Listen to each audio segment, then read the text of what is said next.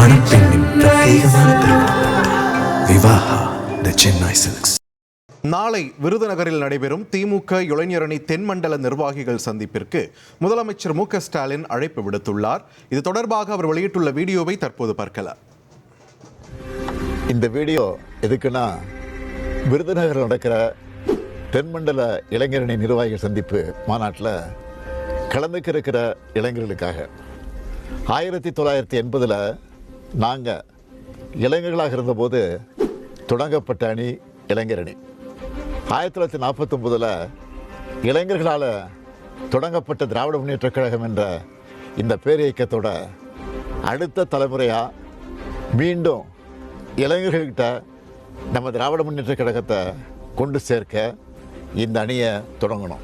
அன்றைக்கு என் கூட களத்தில் நின்று கழகத்தை வளர்த்த இளைஞர்கள் தான் இன்னைக்கு உங்கள் முன்னாடி மாண்புமிகு அமைச்சர்களா, எம்எல்ஏக்களா, எம்பிக்களா, மாவட்ட கழக செயலாளர்களா பல்வேறு பொறுப்புகளில் இருக்கிறாங்க.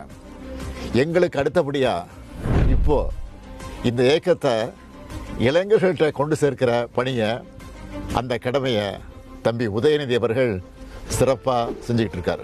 திராவிட முன்னேற்ற கழகத்து மேலே எப்போதும் வன்மத்தோடு இருக்கிற எதிரிகள் என்ன கட்டமைச்சாங்க? இளைஞர்கள் இனி திமுகவுக்கு வருவாங்களான்னு சந்தேகம் எழுப்புற மாதிரி தன்னோட ஆசைகளை வெளிப்படுத்திக்கிட்டு இருந்தாங்க. அதையெல்லாம் உடைச்சு தம்பி உதயநிதி அவர்கள் இளைஞரணிக்கு இன்றைக்கு தமிழ்நாடு முழுக்க 5 லட்சம் நிர்வாகிகள் நியமித்து ரெக்கார்ட் பண்ணியிருக்காரு. இது போதாதுன்னு மண்டல அளவில் இளைஞரணி நிர்வாகிகள் சந்திப்பு நடத்துகிறோன்னு சொல்லி மாநாடுகளை நடத்துகிறார். நாளை விருதுநகரில் நடைபெறும் திமுக இளைஞரணி தென்மண்டல நிர்வாகிகள் சந்திப்பிற்கு முதலமைச்சர் மு.க.ஸ்டாலின் அழைப்பு விடுத்து சிறப்பு வீடியோ ஒன்றை வெளியிட்டார். அதனை நாம் பார்த்தோம்.